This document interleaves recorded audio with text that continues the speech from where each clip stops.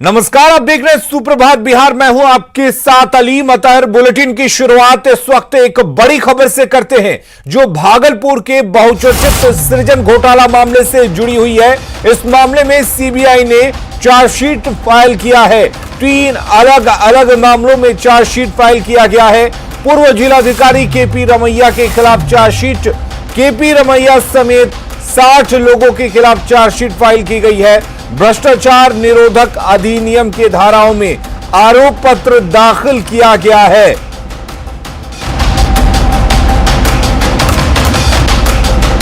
तो भागलपुर के बहुचर्चित सृजन घोटाला मामले में सीबीआई ने चार्जशीट फाइल कर दिया। आपको बता दें, पूर्व जिलाधिकारी केपी रमैया के खिलाफ ये चार्जशीट दायर की गई है, जिसमें 3 अलग अलग मामलों में चार्जशीट को फाइल किया गया है। केपी रमैया समेत 60 लोगों के खिलाफ यह चार्जशीट फाइल है।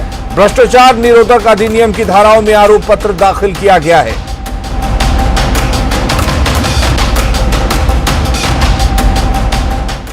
और वहीं बिहार के 17 शेल्टर होम में लड़कियों के यौन शोषण के आरोपों के मामले में सीबीआई ने सुप्रीम कोर्ट में स्टेटस रिपोर्ट दाखिल किया है। सीबीआई ने कहा है कि सभी शेल्टर होम में जांच पूरी हो चुकी है, लिहाजा जांच में लगे सीबीआई के अधिकारियों को दूसरे ऑफिशियल कामों में लगाने की इजाजत दी जाए। वहीं सीबीआई ने अपने स्टेटस रिपोर्ट में कहा है कि सिर्फ 2 मामलों में जांच लंबित है।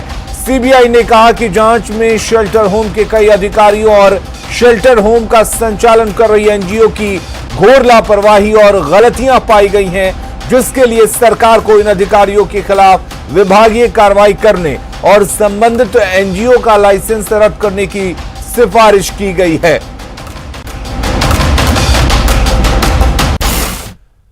अगली खबर का रुख करते हैं। महागठबंधन में कोऑर्डिनेशन कमेटी को लेकर विवाद नहीं थम रहा है। जीतन राम मांझी ने आरजेडी को कोऑर्डिनेशन कमेटी बनाने को लेकर कई बार अल्टीमेटम दिया, लेकिन आरजेडी के कान पर जू नहीं रेंगा है। अब कांग्रेस सहित महागठबंधन के सभी घटक दलों ने आरजेडी को 1 हफ्ते का वक्त दिया है। ऐसे में सवाल यह है कि आने वाले दिनों में महागठबंधन रहेगा या टूट जाएगा।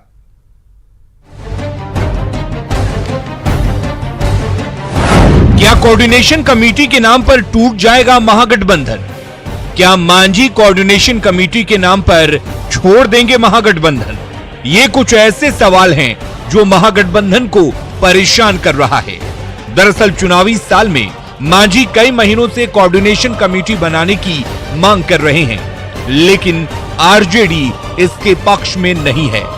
पिछले दिनों दिल्ली में हुई बैठक में कांग्रेस सहित महागठबंधन की सभी छोटी पार्टियों ने कोऑर्डिनेशन कमेटी के लिए आरजेडी को 1 सप्ताह का वक्त दिया है, लेकिन आरजेडी अब भी इसे तवज्जो देने को तैयार नहीं है।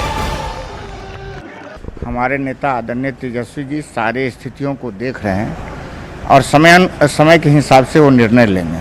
कोऑर्डिनेशन कमेटी बनेगी, वो समय के हिसाब से निर्णय लेंगे, जो उचित होगा उसी हिसाब से काम करेंगे। आरजेडी भले ही अभी भी इसे तवज्जो नहीं देने के मूड में हो, लेकिन हम पार्टी ने यह साफ कर दिया है कि अगर 1 सप्ताह के भीतर समन्वय समिति नहीं बनी तो फिर उनकी पार्टी महागठबंधन से बाहर होगी। 2 दिन पहले वर्चुअल मीटिंग हुई थी और मीटिंग में यह तय किया गया है कि 1 हफ्ते के अंदर कोऑर्डिनेशन कमेटी बना दिया जाएगा। वहां राष्ट्रीय जनता दल के प्रतिनिधि के तौर पे मनोज झा जी खुद मौजूद थे। वैसी स्थिति में अगर हमें कोई हल्ला हंगामा नहीं करना है, 5 दिन और बचे हैं, हम 5 दिन का और इंतजार करेंगे, क्योंकि राष्ट्रीय जनता दल को कहते कहते हम थक गए। बीच में हस्तक्षेप करने के लिए सोनिया गांधी जी आई, उनसे भी बातचीत हो चुकी है। 5 दिन का और इंतजार करते हैं, उसके बाद जो निर्णय लेना होगा उसके लिए जीतन राम मांझी जी को अधिकृत कर दिया गया है। एक तरफ कांग्रेस मांझी के साथ बैठक करके समन्वय समिति की भी बात करती है, वहीं दूसरी तरफ आरजेडी के साथ भी हां में हां मिला रही है। ऐसे में कांग्रेस विरोधियों के निशाने पर है। यह कोई हमारे लिए महत्वपूर्ण मुद्दा नहीं है। मैं आपको इतना ही कह सकता हूं कि हमारे गठबंधन में शामिल जितनी पार्टियां हैं, सब मिलजुल कर अगला विधानसभा चुनाव लड़ेंगे। कोऑर्डिनेशन कमेटी कब बने, कैसा बने, कौन कितना सीट पर लड़े, ये कोई मैटर नहीं करता है। कुछ नहीं, ये सब लोगों का सिर्फ उपयोग कर रहे हैं, यूज एंड थ्रो की राजनीति कर रहे हैं। उपयोग करेगा और इनको हटा देगा। इनका कोई उपयोगिता नहीं है राजद में। राजद जो है महागठबंधन में सिर्फ ये लोग को उपयोग करने के लिए ये गठबंधन का एक नाटक कर रहा है। महागठबंधन में कोऑर्डिनेशन कमेटी बनाने को लेकर आरजेडी का रवैया इस पर टाल मटोल वाला रहा है।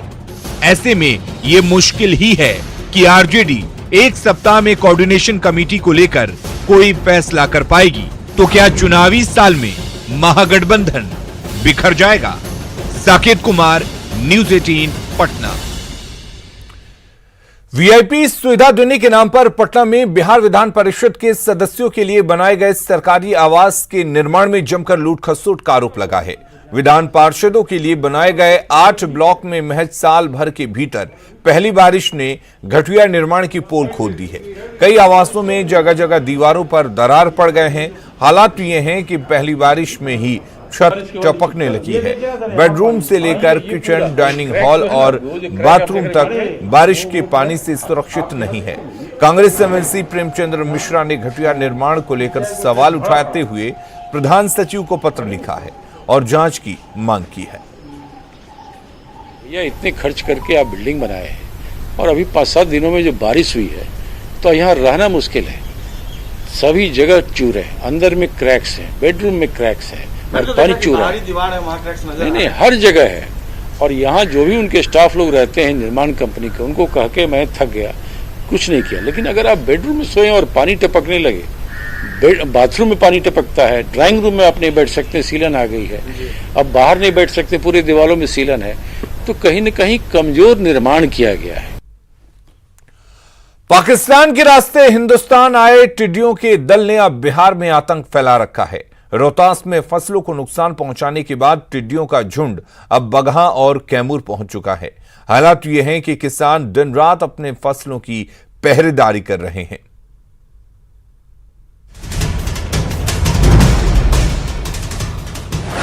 बिहार में टिड्डियों का आतंक, यूपी के रास्ते आया उड़ता आतंक। फसलों का दुश्मन टिड्डी। सीमा पार पाकिस्तान से आए टिड्डियों का दल अब हरियाणा के रास्ते दिल्ली होते हुए बिहार तक पहुंच चुका है। टिड्डी बिहार के सासाराम में फसलों को नुकसान पहुंचाने के बाद अब बगहा पहुंच गए हैं और हरी फसलों के दुश्मन बन बैठे हैं। टिड्डियों पर कीटनाशक दवाओं का कोई असर नहीं हो रहा है। वहीं कैमूर में टिड्डियों ने आतंक फैला रखा है। कैमूर के चांद, चैनपुर, कुदरा और रामगढ़ में टिड्डियों पर फायर ब्रिगेड की 4 गाड़ियां केमिकल का छिड़काव कर रही हैं। भारी संख्या में टिड्डियों को मार गिराया गया है। टिड्डियों के झुंड से किसान दहशत में है। टिड्डी धान के खेत में डाले गए बिचड़े को पल में चटकर जा रही है। तो ये जो है टिड्डियों ने आया तो 1 बार लगाए, 2 बार लगाए, तीसरा बार जो है कि देख लीजिए आपके सामने है, सर सामने है, जो है तीसरा बार बिया डाला गया है, धान का बिजड़ा है ये। और ये जो है कि 1 बार का पूरा जो है टिड्डी लोग खा गया है। दूसरा बार का आधा दिया बचा है तो हम लोग को डाउट हो रहा है कि जो है कोई ये कम न पड़ जाए बीज, इसके करके हम लोग तीसरे बार का व्यवस्था बना रहे हैं। हालात ये है कि किसान दिन रात अपने धान की बीज और सब्जियों की पहरेदारी कर रहे हैं। टिड्डियों ने ऐसा खौफ पैदा किया है कि किसानों के सुख चैन छिन गए हैं। न्यूज़ 18 के लिए बगहा से मुन्ना राज और कैमूर से प्रमोद की रिपोर्ट। बिहार में मॉनसून ने अभी ठीक से दस्तक भी नहीं दिया है, लेकिन मुंगेर में अभी से बाढ़ का खतरा मंडराने लगा है। लोग इस कदर डरे हुए हैं कि गांव छोड़ने की बात कर रहे हैं। ग्रामीणों का कहना है कि इस बार बाढ़ का कहर कोरोना वायरस से भी ज्यादा खतरनाक होने वाला है।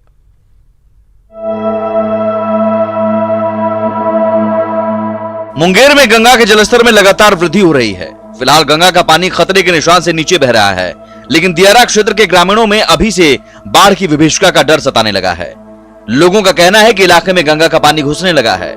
गंगा में पानी बढ़ने का रफ्तार यही रहा तो स्थिति भयावह हो सकती है।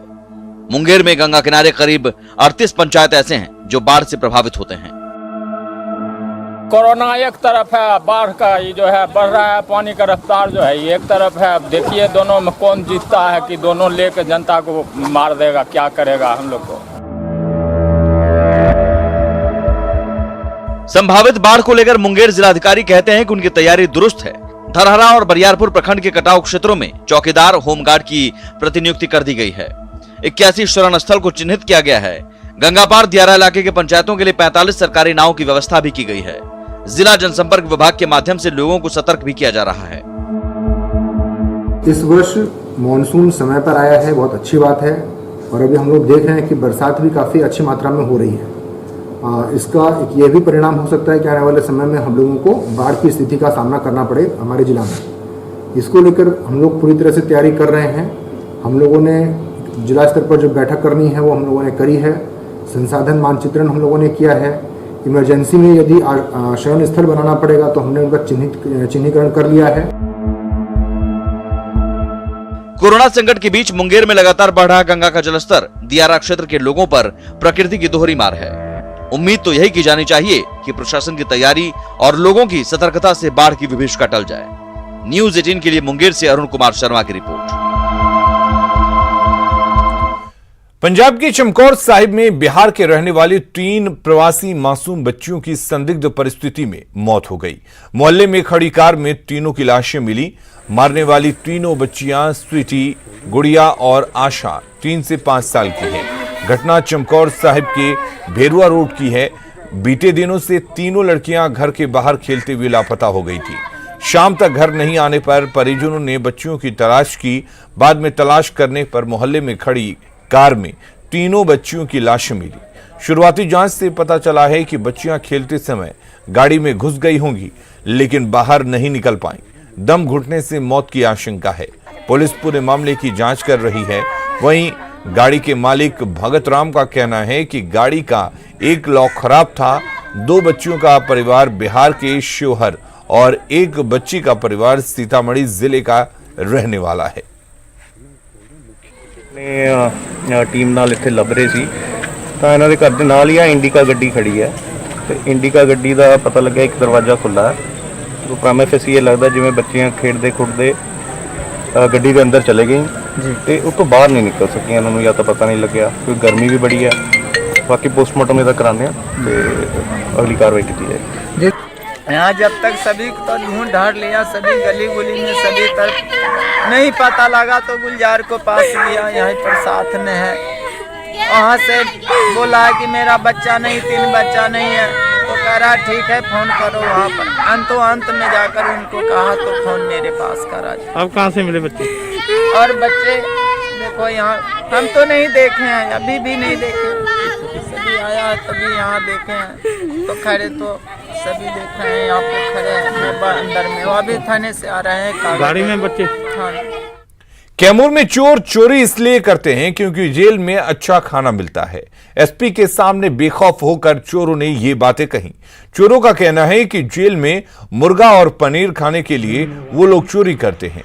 बिना काम किए अच्छा खाना फ्री में मिले तो क्यों ना जेल चले जाएं। दरअसल पुलिस ने चोरी कांड का खुलासा किया है।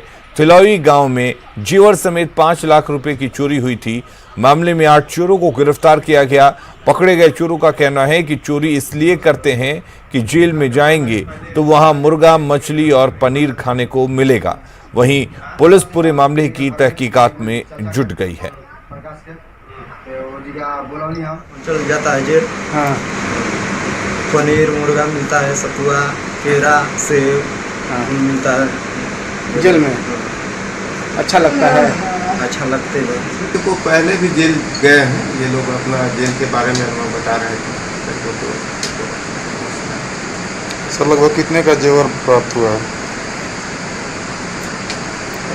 लगभग 4-5 लाख के जेवरात बरामद हुए।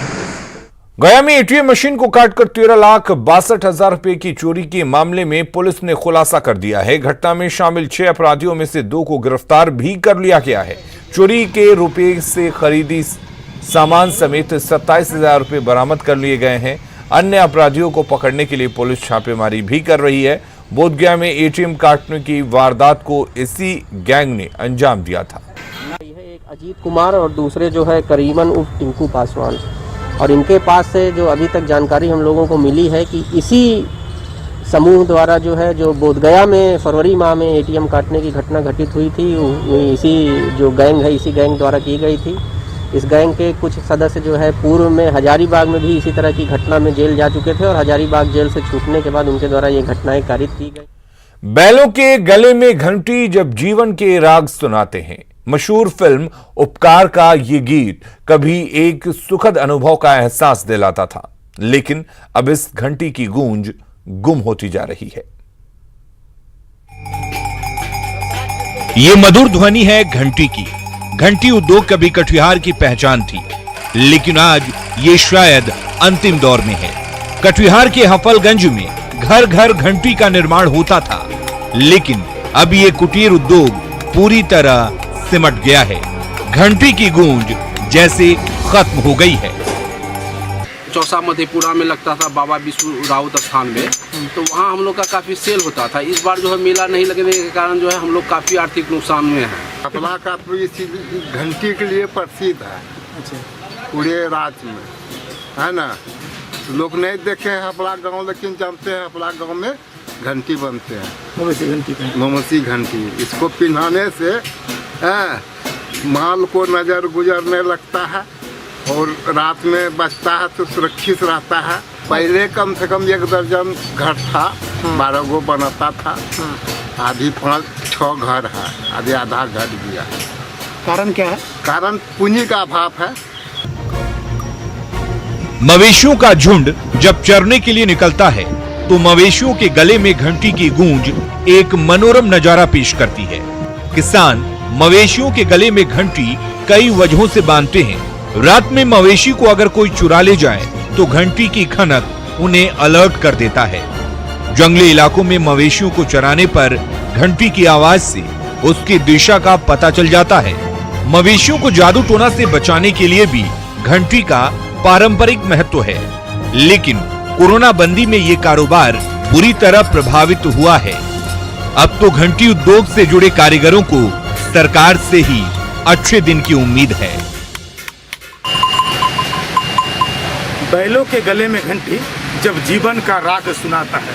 हिंदी फिल्म का ये मशहूर गीत आज भी हपलागंज इस इलाके के लिए बेहद प्रसिद्ध है। ये एक रोजगार का साधन नहीं बल्कि परंपराओं से जुड़ा हुआ एक अनोखी कहानी है। जरूरत है इस उद्योग को नए ढंग से सहेजने की, ताकि यहाँ के परंपरा के साथ साथ ये आर्थिक आमदनी का ये जरिया हमेशा बने रहे। सुब्रत, न्यूज़ 18 कटिहार।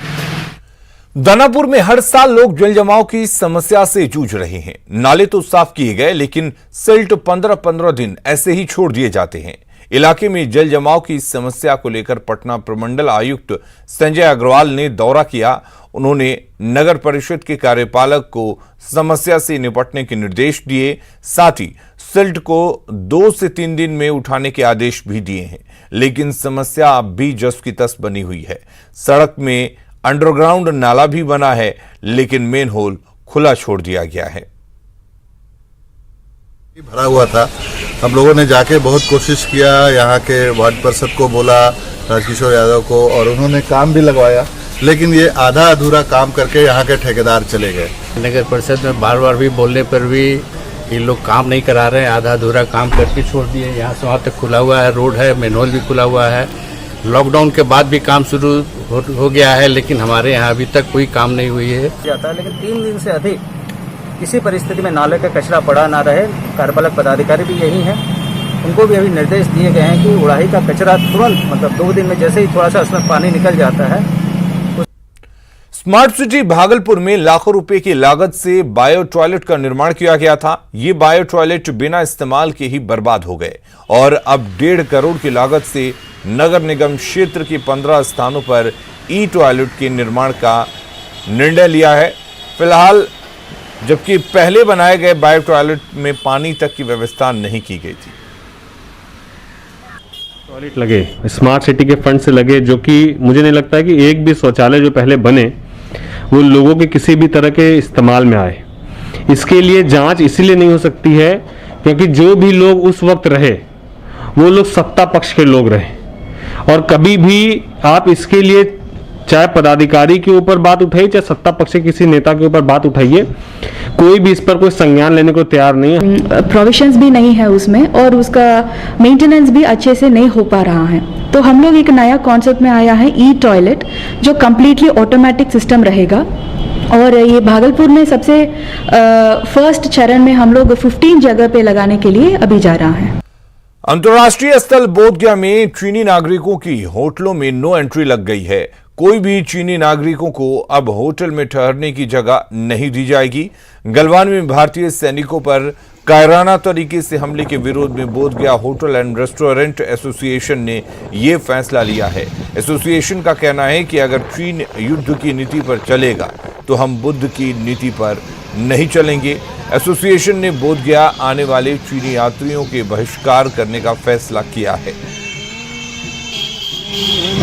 हमारे हो जाएंगे करीबन 150 यहाँ पे, तो उनमें हम लोग 100 जो है वो लोगों ने निर्णय लिया कि नहीं, इसमें जो है कि इनका विरोध होना चाहिए और चीनी जो पर्यटक यहाँ आएंगे उनको यहाँ अपने यहाँ सुविधा नहीं देंगे।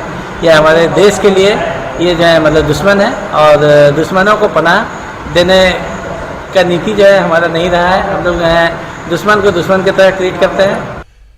लॉकडाउन के कारण खादी के कपड़ों की बिक्री प्रभावित हुई थी, लेकिन लॉकडाउन हटने के बाद खादी कपड़ों की दुकानें एक बार फिर सज गई हैं। चुनावी साल में खादी कपड़ों की बिक्री ने जोर पकड़ लिया है।